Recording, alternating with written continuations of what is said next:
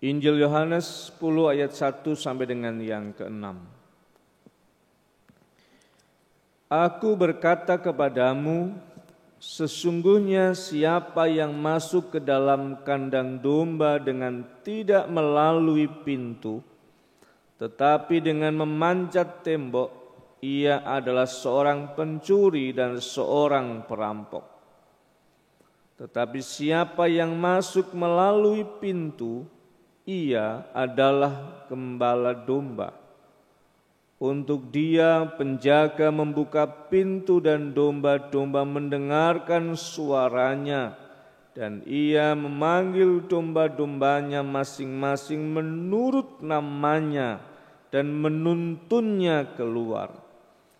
Jika semua dombanya telah dibawanya keluar, ia berjalan di depan mereka, dan domba-domba itu mengikuti dia, karena mereka mengenal suaranya. Tetapi seorang asing pasti tidak mereka ikuti, malah mereka lari daripadanya, karena suara orang-orang asing tidak mereka kenal. Itulah yang dikatakan Yesus dalam perumpamaan kepada mereka, tetapi mereka tidak mengerti apa maksudnya ia berkata demikian kepada mereka. Yang berbahagia ialah mereka yang mendengar firman Tuhan dan memelihara serta melakukannya. Haleluya.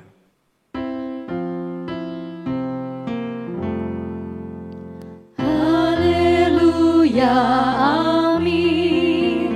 Haleluya, amin. Haleluya, amin.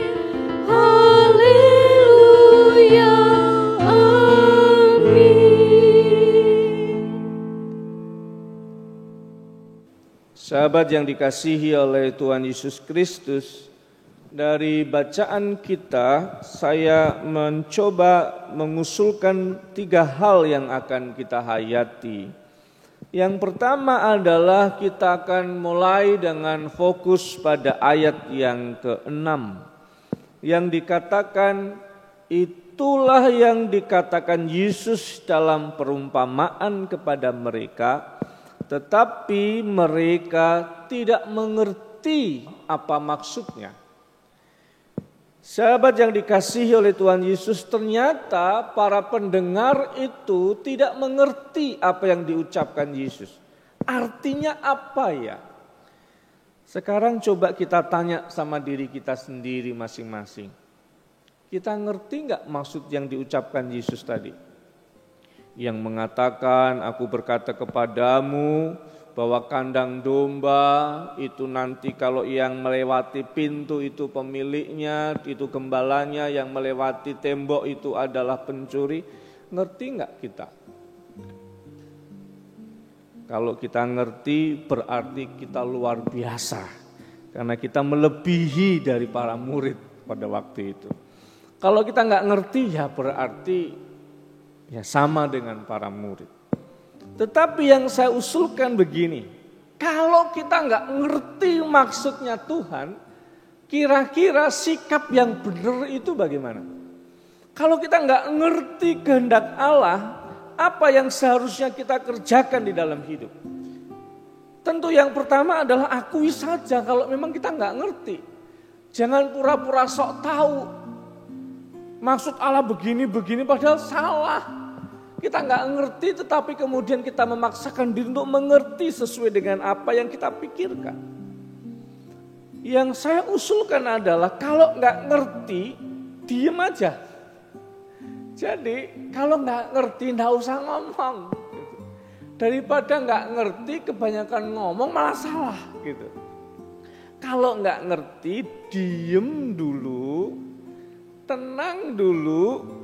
Coba mendengar dulu. Maka dari situ kita akan mendengar penjelasan yang disampaikan Yesus kepada para murid. Kenapa tadi saya berhenti pada ayat yang ke-6? Supaya kita bisa rasakan bahwa para murid gak ngerti. Dan mereka tidak sok tahu. Oleh karena itu kemudian Yesus melanjutkan pada ayat yang ke-7 sampai dengan yang ke-10. Ini yang kita mau dengar. Maunya Tuhan, bukan maunya kita. Ayat yang ke-7 dan 10 mari kita lanjutkan. Maka kata Yesus sekali lagi, aku berkata kepadamu, sesungguhnya akulah pintu ke domba-domba itu. Semua orang yang datang sebelum aku adalah pencuri dan perampok. Dan domba-domba itu tidak mendengar mereka. Akulah pintu. Barang siapa masuk melalui aku, ia akan selamat dan ia akan masuk dan keluar dan menemukan padang rumput. Pencuri datang hanya untuk mencuri dan membunuh dan membinasakan. Aku datang supaya mereka mempunyai hidup dan mempunyainya dalam segala kelimpahan. Waktu kita membaca ayat 1 sampai 5, sebenarnya saya bayangkan ini soal Yesus yang menjadi gembala yang baik, yang merawat domba-dombanya. Itu ternyata penjelasan Yesus tidak itu. Itu ada di penjelasan yang kemudian. Ayat 7 dan 9, 7, 8, 9 dan 10 menerangkan bahwa perumpamaan tadi itu bicara akulah pintu. Jadi sahabat yang dikasihi oleh Tuhan Yesus Kristus, kita masih pada bagian yang pertama. Kalau kita nggak ngerti sepenuhnya atas kehendak Allah, maka saya mengusulkan lebih baik kita berdiam diri, berusaha dalam ketenangan mencari kehendak Allah dengan sungguh-sungguh mendengar apa yang jadi kehendaknya. Baru kemudian kita melakukan apa yang disebut dengan soliloquy, artinya bercakap-cakap dengan diri kita sendiri. Kalau kita menjalani hidup yang kita nggak ngerti, kita cari tahu apa kehendak Allah. Baru kemudian kita bercakap-cakap dalam hati dan diri kita. Apakah ini yang menjadi kehendak Allah? Apa yang Tuhan mau? Apa yang saya rasakan? Kenapa saya merasakan ini? Dan terus seperti itu. Maka disitulah kita semakin mengerti atas kehendak Allah. Baru kemudian langkah yang selanjutnya. Ini yang harus saya hadapi. Maka ada istilah yang mengatakan, berbicaralah secara positif terhadap dirimu. Saya bisa, saya mampu melewati semuanya ini pasti akan selesai. Saya akan melihat masa depan dalam pengharapan. Saya ngomong pada diri saya sendiri bahwa Allah baik dalam hidup saya akan mampu menyelesaikan semuanya dan melewati semuanya. Jadi 3 langkah itu yang harus kita lewati. Berdiam diri untuk mengerti kehendak Allah, kemudian bercakap-cakap dalam diri kita untuk mengerti kehendak Allah itu, dan kemudian katakan dalam diri kita bahwa Allah menolong kita untuk melewati semua hal. Disitulah kita menemukan bagian yang pertama yang saya usulkan. Bagian kedua yang saya usulkan adalah kita mulai fokus ketika Yesus mengatakan akulah pintu. Pintu yang menghubungkan di dalam dan keluar. Pintu itu membuat orang bisa masuk ke dalam kandang, tetapi juga bisa keluar untuk menjalani kehidupan. Sederhana saja gini, sahabat yang dikasihi oleh Tuhan Yesus Kristus. Pernahkah kita, misalkan saya itu pernah, saya pergi, saya lupa bawa kunci rumah. Karena biasanya saya bawa kunci sendiri, istri bawa kunci sendiri supaya tidak bergantung untuk dibukakan pintu. Jadi kalau saya pergi kemana-mana, kalau ada suguhan, saya kan nggak mengatakan minta dong untuk buka pintu, saya nggak perlu karena saya bawa kunci sendiri. Jadi saya pernah itu pergi, saya lupa bawa kunci. Nah sampai di rumah ternyata istri sedang pergi. Apa yang terjadi? Saya di luar kepanasan. Padahal di rumah itu sejuk, menyenangkan, segar, dan saya bayangkan saya bisa tidur. Ternyata nggak bisa. Kenapa? Karena saya nggak bisa masuk ke pintu itu. Pintu itu menjadi tempat yang menghubungkan antara di dalam dan di luar. Yesus mengatakan, akulah pintu. Kalau kamu mengalami banyak hal di luar kehidupan ini, kamu mengalami situasi yang tidak mudah, datanglah kepadaku dalam pintu itu. Dan kamu akan merasakan damai itu.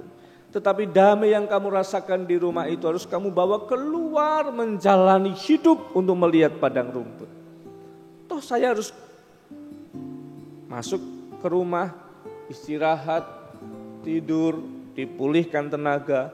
Tapi juga harus keluar mengambil motor dan keluar untuk menjalani kehidupan ini. Selalu seperti itu. Maka kita harus menempatkan Yesus sebagai pusat keluar masuk kehidupan kita. Dia adalah pintu untuk menjalani apapun dalam hidup. Kalau Yesus mengatakan cara terbaik untuk pemulihan adalah pengampunan. Kalau kita nggak lewati pintu itu, maka kita tidak pernah bisa merasakan damai sejahtera. Karena itu pintunya di situ. Kenapa Yesus mengatakan, jangan khawatir atas hidupmu, atas apa yang kamu makan hari esok. Kenapa? Karena di situ Yesus mau mengatakan ini pintu menjalani hidup. Karena kekhawatiran membuat energi kita menjadi habis. Kekhawatiran membuat kita menjadi tumpul di dalam kreativitas. Ingat, katakan dalam diri kita bahwa Yesuslah pintu. Dan di saat ngomong soal rezeki dan berkat, jangan pernah khawatir. Supaya di saat kita keluar, kita bukan mencari rezeki. Kita sedang menjemput berkat yang disiapkan Allah dan kita tinggal mengambilnya. Itu pintu. Di mana Yesus menjadi jaminan untuk kita dalam ketenangan di dalam rumah dan juga energi menjalani hidup. Hal ketiga yang saya usulkan untuk kita hayati, kita kembali pada ayat yang kedua, ketiga, dan keempat. Dikatakan bahwa gembala itu mengenal para dombanya. Domba mengenal suara gembalanya. Ini ngomong relasi yang saling mengenal antara gembala dan domba, antara manusia dan Tuhan. Kita ngerti persis, Tuhan itu tahu persis kita. Jadi dengan keintiman relasi itu, maka kita tidak akan pernah takut dan ragu. Kalau domba itu sedang dibawa gembala melewati tebing yang curam, kita tidak pernah ragu bahwa ini jalan menuju sungai dan padang rumput. Di saat Tuhan mengajak kita naik ke tempat yang sulit, bebatuan yang kering, kita tidak pernah ragu bahwa Tuhan sedang membawa kita pada sebuah tujuan yang dimau Tuhan dalam hidup. Kita kenal dan kita ngerti itu. Jadi ketika kita menjalani dengan sungguh-sungguh mengenal dan mengerti itu, maka kita akan sungguh-sungguh merasakan ketenangan yang tidak pernah bisa kita gambarkan secara manusiawi. Profesor Gerrit Singgih, seorang dosen teologi Duta Wacana, beliau pembimbing skripsi saya, dalam satu rekaman untuk menyapa jemaat, beliau mengambil teks dari kitab Perjanjian Lama tentang sahabat-sahabatnya Daniel. Itu ada Sadrah, Mesah, dan Abednego. Kalau itu Perjanjian Lama, sahabat Daniel itu Sadrah, Mesah, Abednego. Kalau di KJB Kinasi, sahabat Daniel itu ada Pak Anton, Pak Daryanto, dan yang lainnya. Luar biasanya sahabat-sahabat Daniel ini, yang namanya Pak Anton dan Pak Daniel tadi. Pak Daryanto. Sadrah, Mesah, dan Abednego itu sedang dihadapkan di depan Raja Nebukadnezar. Dan perintahnya adalah sembah patung emas ini, atau aku masukkan kamu ke dalam perapian yang menyala-nyala. Dan jawaban itu yang dikutip oleh Profesor Gerrit Singgi. Aku berkata kepadamu ya Raja, di saat engkau mengatakan itu kepadaku,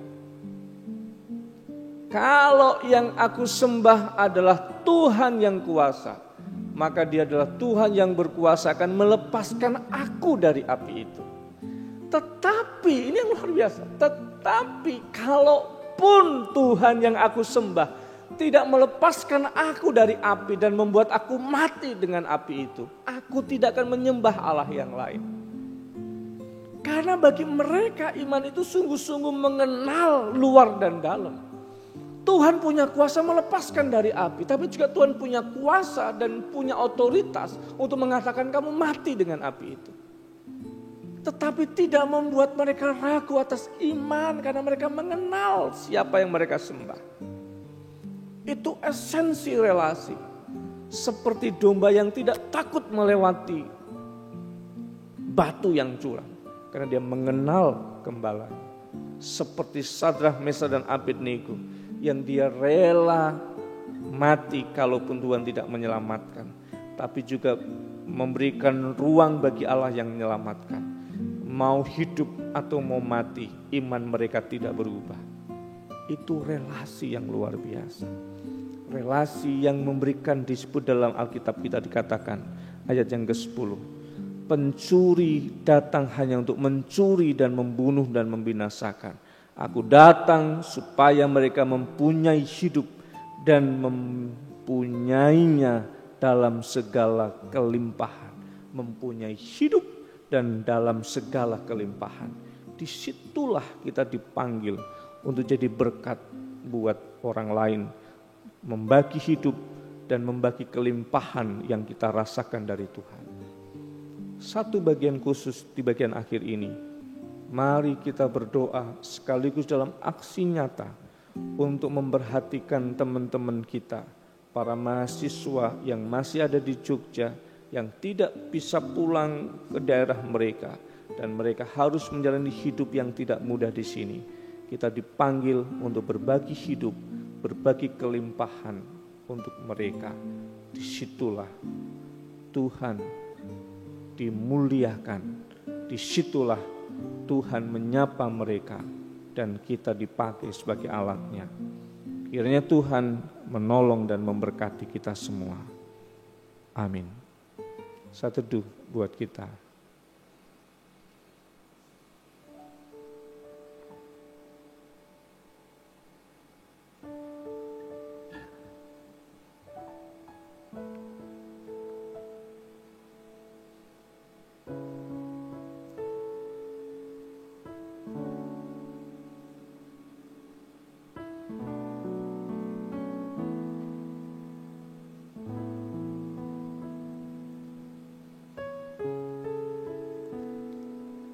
Kami bersyukur kepadamu Tuhan, dan kami mau belajar dari kebenaran firman-Mu hari ini.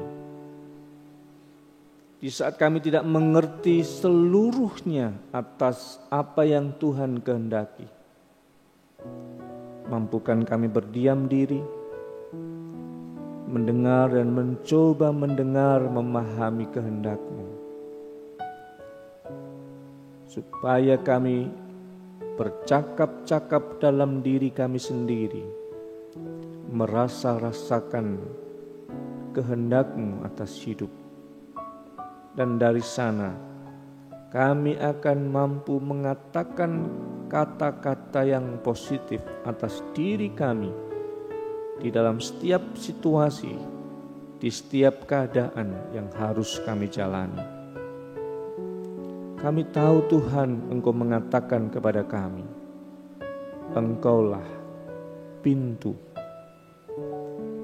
menghubungkan antara kedamaian di dalam dan tuntunan-Mu di luar.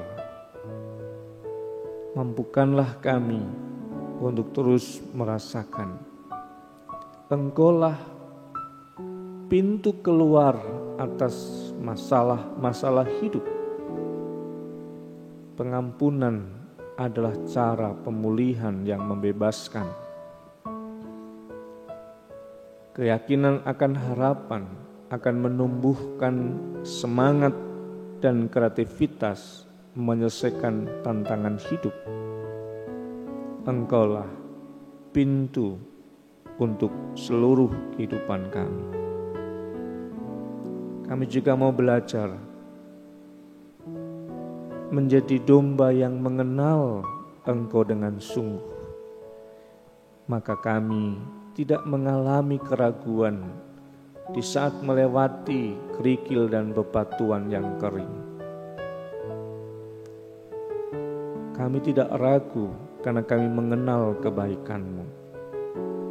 Engkau hadir memberikan hidup, dan tidak hanya sekedar hidup, tetapi hidup dalam kelimpahan damai sejahtera yang melampaui seluruh keadaan.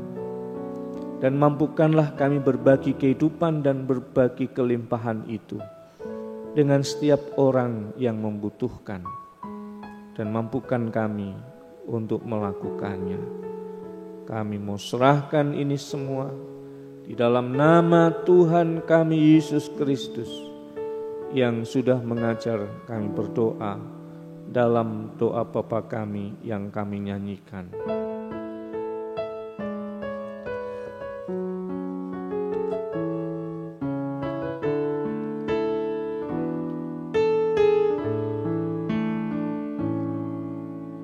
Bapa kami yang di surga, dikuduskanlah nama-Mu, datanglah kerajaan-Mu, jadilah kehendak-Mu di bumi seperti di surga. Berilah kami hari ini makanan secukupnya, dan ampuni salah kami seperti kami ampuni orang yang bersalah pada kami. Jangan membawa kami ke dalam pencobaan, tapi lepaskan kami daripada yang jahat. Sebab